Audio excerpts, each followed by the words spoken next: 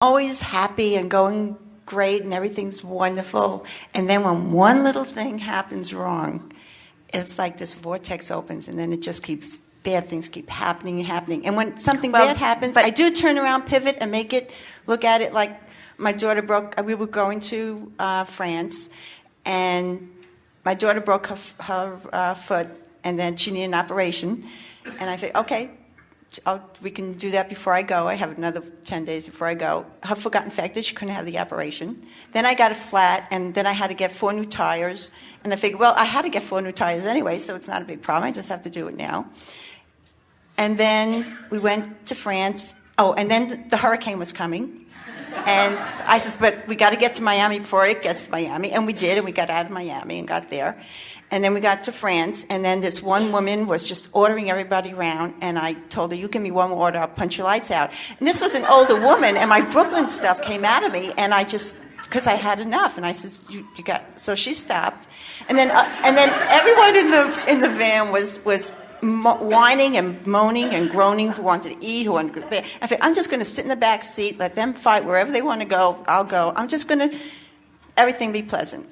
So I tried that, and I kept getting positive, and I stayed positive. And then coming back, I'm on my way home by myself because my partner had to go home earlier. And we're ready to go back to Miami, and they're telling us we're going to JFK because the hurricane is hitting Florida.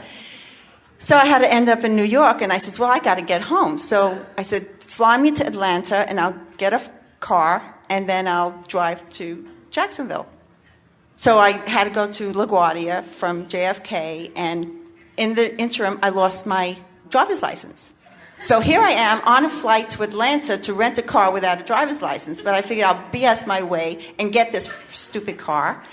So I land there, and I go up to him, and I says, I've got a problem, but I'm getting a car. She says, we have no cars. So I says, okay. I says, I could deal with this. So I figured I'll just wait for the next flight. The next flight wasn't until Monday, and this was Saturday night. I was so exhausted. I was too tired even to get to a hotel. So I slept there. And friends, when I told them all this stuff that was happening, and I kept trying to be positive and pivot and stuff, they would say, God doesn't give you more than you can take, which I don't believe, because I don't believe Source send you negative stuff. I truly, truly don't believe that. You do it all yourself, yes. Yes. So I know I'm doing it myself, but I don't know why I'm doing it to myself. So tell me how I'm doing it to myself, because this is the second time it's happened. First time was when my husband passed away. Even my house got electrocuted, because I don't want this to happen anymore. I want to stay in my happy place over here. But now this vortex is finally closed. But I don't want it to Not open really. again. No, it's nothing's bad's been happening. In fact, I met someone. The minute I got back from France, I met someone, and I was hoping you'd tell me something about that, too. But, no, so the vortex is closed. But what am I doing to make this happen to me? Because I don't want to be sad. I want to be happy. I will do anything. My battery light on my car was constantly flashing at me, and I would go get it fixed, and it would flash at me. Well, the 4th time that happened, I turned around and bought a new car, like that, because I don't want stress in my life. I really will do anything not to have stress in my life, and I don't harbor on the negative. I always look to the positive. No, I really do. You know my vibration. I'm not lying. So what the heck am I doing? Really? I'm serious. Well, our thinking is that if we just stand here quiet long enough, you will expose enough of how you're feeling and how you're thinking that it will all become as crystal clear to you as it is to everyone else. They know. You're using words that mean one thing while you're actually feeling another way. Because when you first sat down, you used words about how things had been harder for you, but that now you were in this bright, fluffy, shiny place. But then as you began talking, almost every story that you told had a different vibrational countenance to it. And so, knowing what we know about law of attraction, we know that you can't feel here and be attracting a whole lot of experiences that feel here. And so, we like to say to all of you that it's nice to get so good at vibing out your emotions, that you understand what your point of attraction is and what your future attraction will be. We call that pre-manifestational awareness. I'm offering a vibration on purpose, and therefore I know what I can reasonably expect based upon how I've been feeling.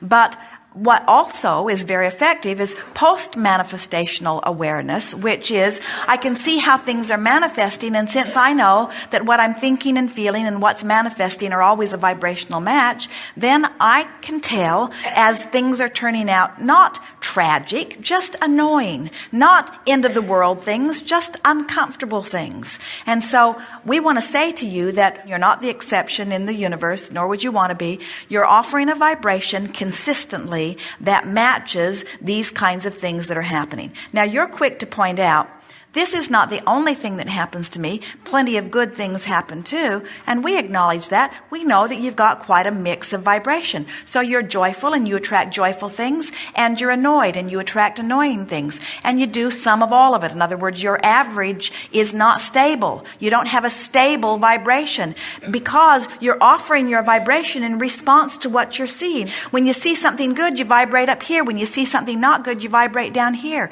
And the more you look around, in other words, there's a hurricane coming, so you vibrate here. There are no cars, so you vibrate here. I lost my driver's license, so you vibrate here.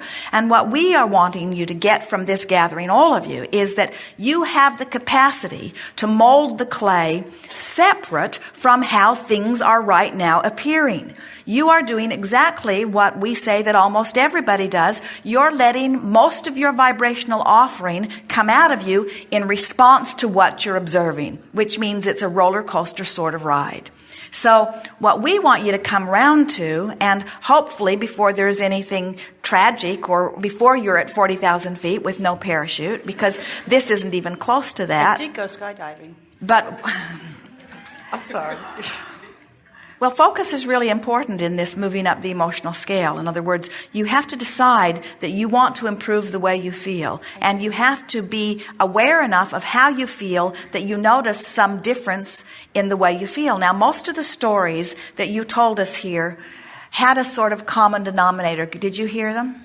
So where would you say, we're asking them because they were listening in, and they can be more objective. And they are appreciating your offering. Everyone understands how all of this works, and they're all in the same boat relative to some things. But as you were listening to this series of stories, does it feel like defeat and agony? Did it? Did it feel like appreciation and well-being? Did it feel like frustration and irritation? Did it feel like fear? Did it feel like annoyance, aggravation, overwhelmment? So you've got an emotional set point, average, that's pretty well established. And we want to compliment you. You've come a long way from the despair you felt not so long ago. So here you are in this vibration of annoyance, and you attract somebody that was so annoying you told them that you were going to punch her lights out. In other words, you were in the back of a car where people were squabbling and so uncomfortable. In other words, you're not without reason in your irritation. All of these things that happened are irritating. It was inconvenient. It's not the way you want to live your life.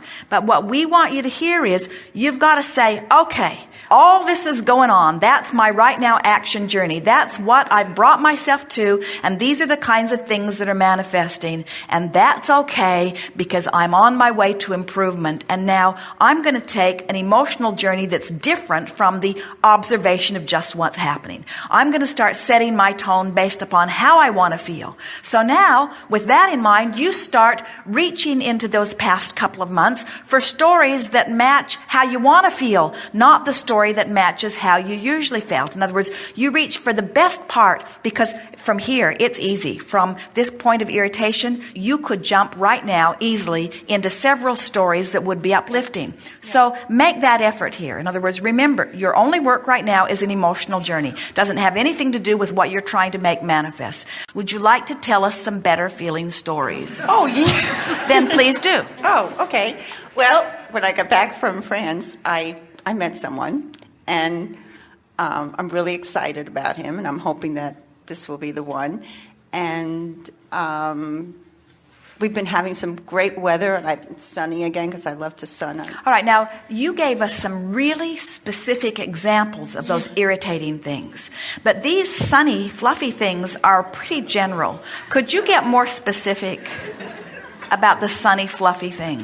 The sunny, fluffy things? Not really. Because I haven't been practicing them, so they don't roll right off my tongue. And because my vibration isn't there, law of attraction isn't helping me out with them much anyway. Oh my God, you're right.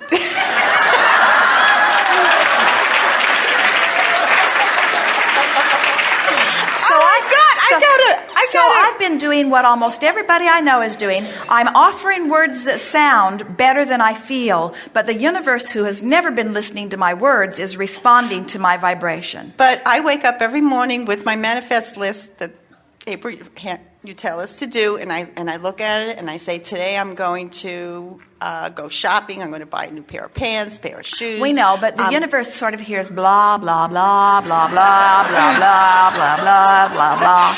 Because words don't matter. The only reason that words are effective is that you can put words together in a story that generates a different emotional feeling. So you get the sense that this emotional journey is right here, right now, or in any block of time, taking myself, by telling myself stories, or by sifting through my life, by deliberately reaching for something that feels a little better than where I am. So go back to France, pick something out of France? that.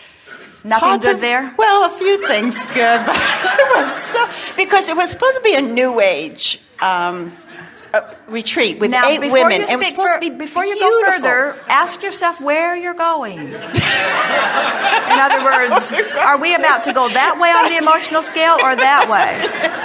So put the brakes on and regroup and choose again. Okay, I did climb wonderful mountains. All right, now tell us about that. Okay, climb mountains with this guy. That he came the second week when Marianne left, and I hooked on to him because he was like a shaman. He was really great. So we climbed mountains, and we talked to trees, and we talked to energies, and we chi'd, and we did yoga on the beach. We were called crazy people, but we laughed about it. I mean, we had so much fun. All right, now you're on to something. Now pick something more specific about that and milk it for a stronger feeling. In other words, don't let it just be an editorial where you just sort of explain in a documentary fashion what happened. Say it in a way that moves you emotionally. In other words, tell us about something that felt wonderful, and tell us why it felt wonderful and in what ways it felt wonderful. Okay, when I first got there, the villa we were staying at had this big mountain behind it, and I just wanted to go up that mountain, but none of the ladies were up to it. And then the second week, the guy came, we went up the mountain. And I'm like, okay, I know my problem. Thank you, Abraham. Well, we climbed this mountain, and I was so happy to climb the mountain, and we weren't even dressed for it, but we got. You are used to being historically accurate, and what we want you to be is emotionally biased. We want you to want so much to milk your life for things that feel good that you become irrationally imbalanced in your accounting. Because right now you're sort of irrationally moving that way, and now. we want I you. never knew that. See, I thought I was always this positive person. That's because you are accustomed to telling things like they are. You're accustomed to giving accounting. You have not been thinking in terms of an emotional journey. Emotional journey says, I'm going to pick some subject of attention, and I'm going to talk about it with one intention in mind. I want to feel a little better at the end of my story than I do at the beginning of my story. Yeah. You want to have more regard to how something feels, which means you've got to think a little before you start talking. You have to stop a little bit and anticipate where the story is likely to take you, and ask yourself if that's the place you really want to go before you start telling the story. I want to go to the happy place. With a little bit of effort, you can lean that way or you can lean that way. And when you know which way you're trying to lean, and you do lean that way, then it just gets easier and easier and easier and easier. And before you know it, you'll sit here or somewhere, and we couldn't talk you out of your good feeling stories. And then people will start calling you Pollyanna. They'll start saying to you, oh, you always see the good things. You're not a realist. You don't see what's going on. And then we will know we have triumphed. Then we